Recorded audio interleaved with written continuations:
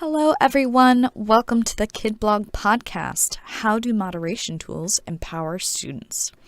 This is the first in our Kidblog Podcast Series where we will be exploring a variety of topics related to classroom blogging. This series will feature authentic opinions and experiences of some of our most successful Kidblog users. My name is Grace Carlson, and in this podcast, Miss Caitlin Heilman has graciously accepted to be our first teacher presenter. We created this specific podcast for any and all education professionals interested in learning more about implementing classroom blogging and how and when to let your students post to the public. Also, what motivates students to share their voices. Never blogged? Tried blogging before? Have an active blog. All are welcome and will find value in Caitlin's blog methodology and guidance. Today, Caitlin will first give you a little intro about herself and the Kidblog moderation tools she uses to empower her students. Then she'll let you in on some of her creative lesson ideas that teachers can implement right away. I'll wrap it up with information about how you can get started with blogging. Oh, and finally, as a thank you for your time today, we're offering a special Kidblog membership discount at the end of our recording. So keep listening for your code. With all that being said, let's hand it over to Caitlin. Hi everybody, I'm Caitlin Heilman. I'm a third grade teacher in Indiana. I've been blogging with Kidblog for the past 5 years with both second and third graders. It's been such a fun experience to allow my students to share their voices beyond our classroom. I love Kidblog because I'm able to model and give students practice of using their voices appropriately in their digital community. Moderation tools allow a teacher to be in control of who posts are shared to, and it's amazing to get feedback to and from peers with the commenting and moderation. And the most fun part is we are actually building a digital community of readers and writers. My favorite feature of Kidblog is by far the moderation tool. Because my students are so young and are just learning how to share their voices appropriately in a digital community, the moderation tool allows me to still be in control of how and who we share a post to. This is a feature of Kidblog that makes it stand out from any other blogging platform. I can give my students the freedom of choosing who they would like to share their post to, but with the awesome features that Kidblog offers, I, as a teacher, have the ultimate control.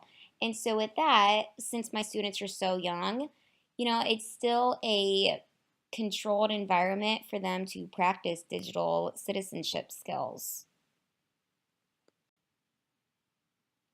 Okay, teachers, so now that you have set up your class in Kidblog, the next step would be to check into your settings.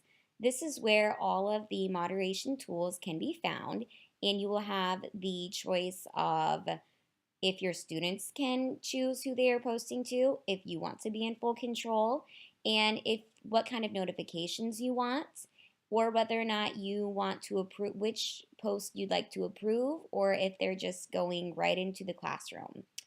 If you are having trouble figuring all this out or how to get to that, the Help Center on Kidblog has a lot of guidance from there. So keep listening as I talk to you about what each setting means and when and how you might use each setting. For me, it's towards the end of the year, and so I have all of my posts turned on, meaning my students, when they hit publish, they can decide if they just want the teacher to see it, if they want their class members to see it, if they want our connections to see it and guess. And the connections are other classrooms around the country that we have already made a connection with, meaning we can go in onto their blogs and they can come onto ours. And then finally is the public tab. And that is the last one that I usually set for my students because I want to give them full practice of how to post in a digital community and how to be a good digital citizen. So now that we're in the end of the year, I trust my students to be able to choose who they want to see their post to. From there, underneath each tab is a do I want to require teacher approval? meaning even though my students have said they want to post to the public, I get to see it first, and then from there, I get to say, okay, yes, we can publish it to the public. Or if there might be something in there where they may not be proud of, or it's not their best work, I might say, hey, let's look at this again and, let's see, do you really want the public to see this? Or, maybe they have some private information that doesn't need to be shared. So it gives us a great conversation for those digital citizenship skills. A lot of times when my students are writing book reviews, I definitely give them full control of, do they just want your class members to see it, or if they want some of our connections to see it as well. And I have turned off teacher approval for that because at this point in the school year, I trust my students to make a good choice.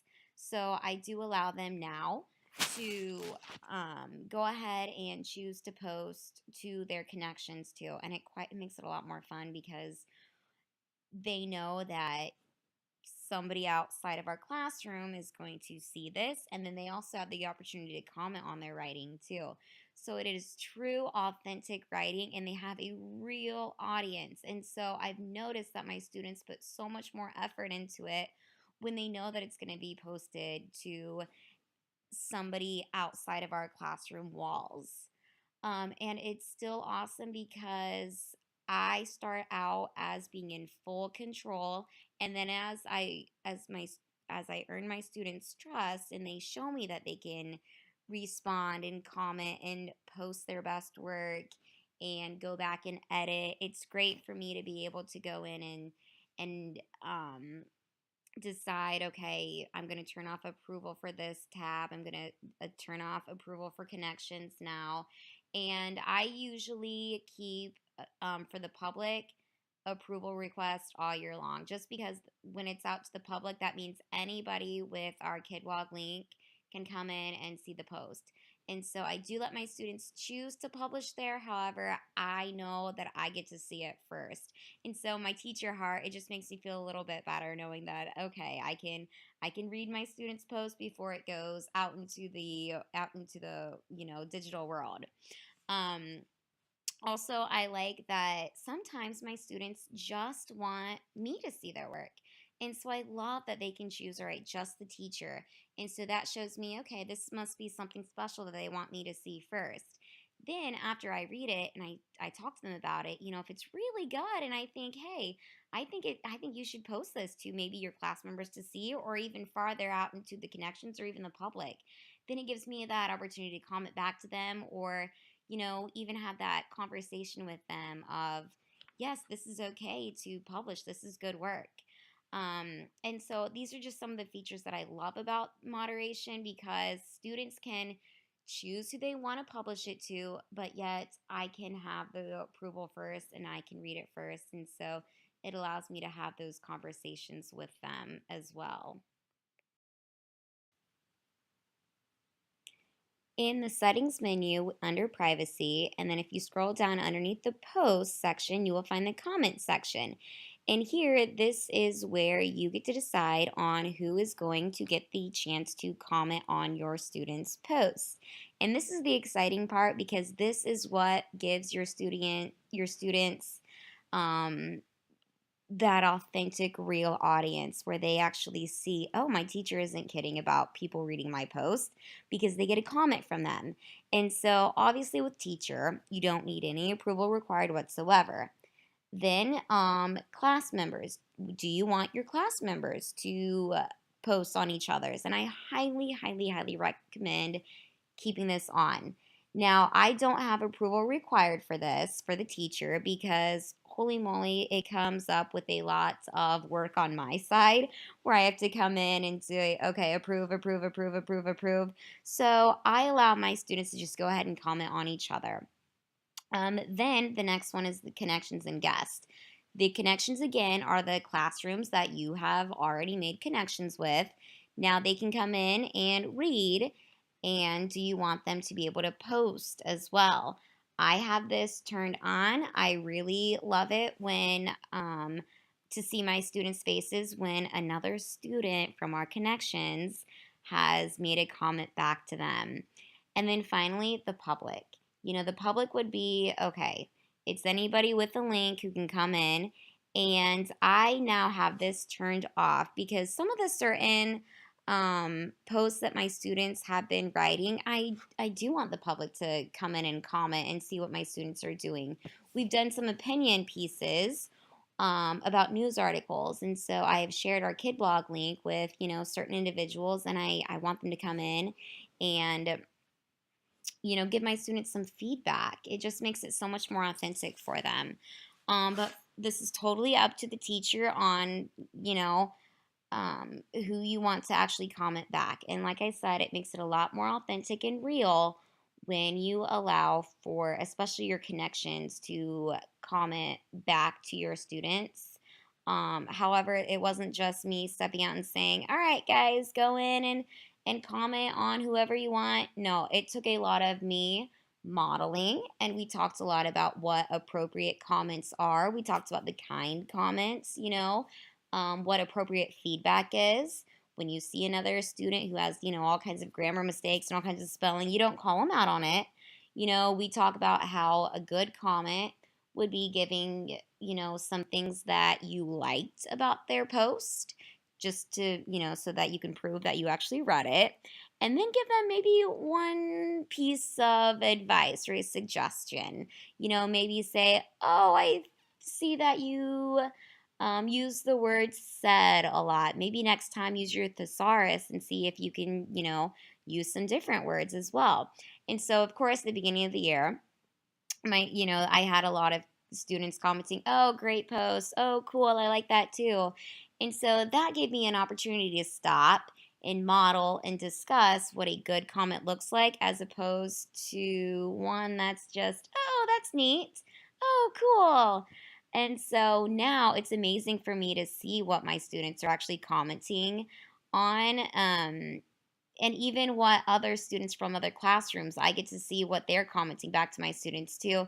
And it's so fun to see these students actually be having and building up their own digital community of readers and writers. It's so fun to see. And by opening up, the doors to allow for other people to come into the blog and comment back, it just makes it so much more meaningful. And I really feel like it's, just benefiting these young students into the digital world that they're going to be a part of. And so by having these moderation tools, it truly makes me feel great that I can model for them and give them a safe place to practice being a digital writer and reader, and building up a community where this is all accepted. And it's fun to comment back on what each other is reading and finding out more about, kids around the United States. So I highly suggest, definitely opening up the commenting doors, and then however you feel comfortable, where you want to, have the approval requests from. Just know that you're going to have a lot of work, the more check marks that you have for approval required. So definitely have fun with this tool. Okay, so now that we've talked about these awesome moderation tools, here's some fun things to try with your class, even tomorrow. Some really simple ideas to start getting your kids blogging right away. So one of my, every year that I've done blogging, our very first post is about being a digital citizen. And, my students get on and I have them write a digital citizenship pledge, and they have to tell how they will be respectful when commenting and that they will only publish their best work. So I always tell them, if you're not proud of it, don't hit publish, or hit publish to the teacher and you can talk to me about it, or I can give you your commenting back. And so that's the very first blog that we always start with, is how will you be a good digital citizen on Kidblog? And then what my students mostly do on the Kidblog is about writing any book that they've read. They get to write a review on it. talk a little bit about it, and then it's really fun to let your classmates and the other connections comment back on it. So with this, I always let classmates and our connections comment back to this without teacher approval. A few more fun activities on Kidblog to try is giving your students a recent article from the news, and of course, age appropriate, and read it, discuss it, and then giving their opinion on how they feel about the subject.